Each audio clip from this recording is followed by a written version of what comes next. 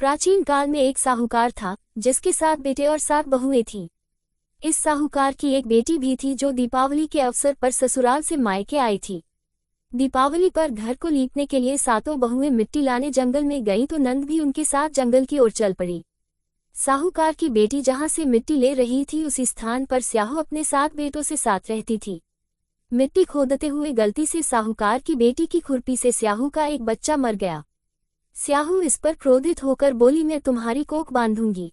स्याहू की यह बात सुनकर साहूकार की बेटी अपनी 7 भाभियों से एक एक करके विनती करती है कि वह उसके बदले अपनी कोख बंधवा लें।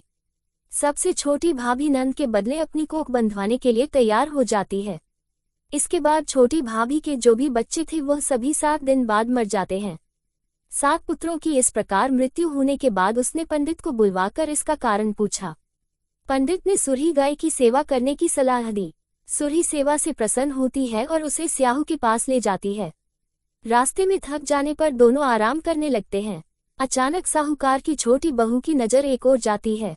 वह देखती है कि एक सांप गरुड़ पंखनी के बच्चे को डंसने जा रहा है और इसलिए वह सांप को मार देती है। इतने में गरुड़ पंखनी वहां आ जाती है और खून बिखरा हुआ देखकर उसे लगता है कि छोटी बहू ने उसके बच्चे को मार दिया है। इस पर वह छोटी बहू को चोंच मारना शुरू कर देती है।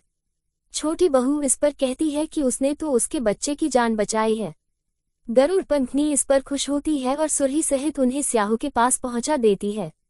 स्याहू छोटी बहू की सेवा से प्रसन्न होकर उसे 7 पुत्र और 7 बहुएं होने का आशीर्वाद देती है।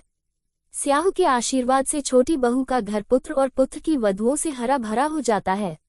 अहोई अष्टमी का अर्थ एक प्रकार से ये भी होता है अनहोनी को होनी बनाना, जैसे साहूकार की छोटी बहू ने कर दिखाया।